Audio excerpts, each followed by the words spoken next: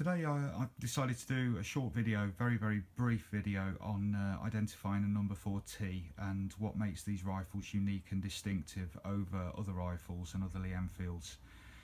So this rifle of mine is a number 4 Mk.1 T sniper rifle, Lee Enfield, built in 1945 at BSA Shirley. The rifle would have been selected after manufacture based on its accuracy being above par, and it would have been shipped to Holland and Holland in London, who converted it to sniper.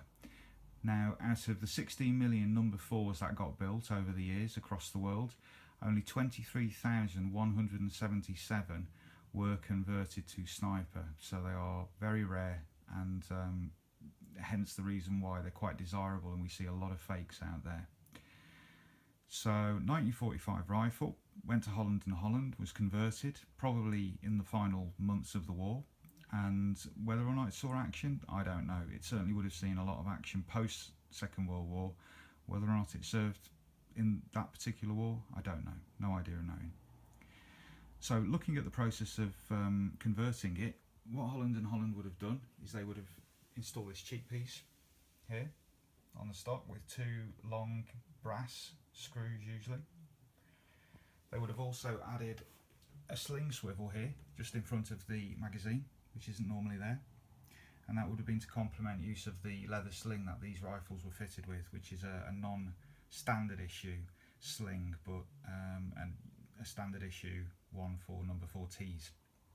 They would have also bedded in the rifle and made it even more accurate than it already was, bearing in mind that it's already a pretty phenomenally accurate weapon.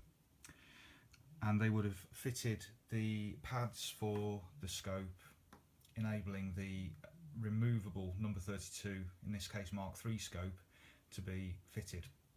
So the mount on this particular setup is a reproduction, or rather a copy made by Roger Payne, a very high quality copy, I have to say. Roger does excellent work. These are really difficult to get hold of. The scope is a Mark III, in line with the year of the rifle, late war, 44, 45s. They were onto the number 32 Mark IIIs by that time. Ironed out a lot of the problems of the earlier scopes, and they worked very well for their day, and it still is an excellent optic. I shoot with it and achieve good results. It's a rifle outshoots me every time. Really great rig. So looking at some of the stamps, first one we'll look at is the TR stamp, denoting telescopic rifle, usually always found on the wrist here. You can just about see it.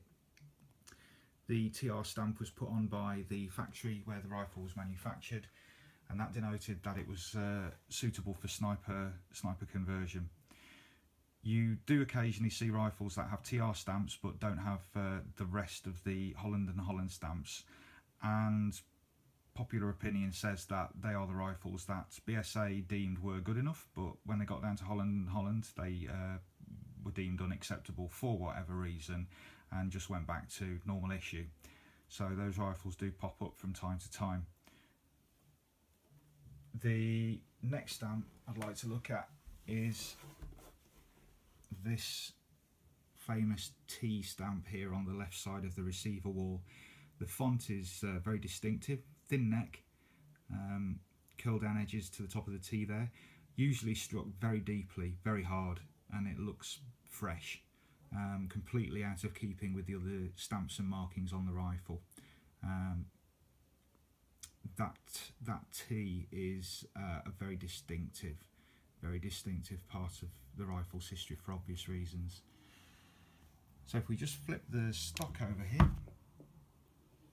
you'll also see this stamp into the wood here, and that says S51, and that's Holland and Holland's wartime code, and that's the stamp that they put on the stock of the rifle. You will see them occasionally without, and the reason for that is usually field repairs, replacement stocks, and so on and so forth. Fortunately for me, this one does have that stamp. It is the original stock to the rifle. Another stamp I'd like to show you is this one on the back of the top of the stock, and that is the scope serial number. So each scope was fitted and it was married to the rifle and never to be replaced or taken away. And that is the stamp number for the scope, just another little step to ensure that it's identifiable to this rifle. Just trying to focus in here, there's a stamp just to the left hand side there at the top of the receiver. Hard to focus, but that is the inspector at Holland & Holland, Harry Hardwick. That's his stamp. So that's to say that it had gone through the process and it had actually met final inspection standards, and out the door it went. So they are the very basic points. There are others, but they're beyond the scope of this short video. The scope is removable. It can be taken off and the rifle used as a normal battle rifle and then replaced with minimal loss of zero. So they're the very basics. There's a lot more to tell, and I'd recommend anything written by either Peter Laidler or Ian Skennerton, who are world-class experts on the subject and know far, far more than I ever will. But they are the basics. They're wonderful guns to shoot and to own, and highly reproduced and faked. So please, if you're going to buy one of these, be careful what you're buying before you part with your money. Not a lot else to say about this other than it's a joy to shoot, and I feel quite privileged to own this one, and I can only recommend that if you ever have the opportunity, then grab one. If there's any other videos you'd like to see around 303, please let me know, and I'll do my best to put something together for you. Thanks very much, and thank you for listening.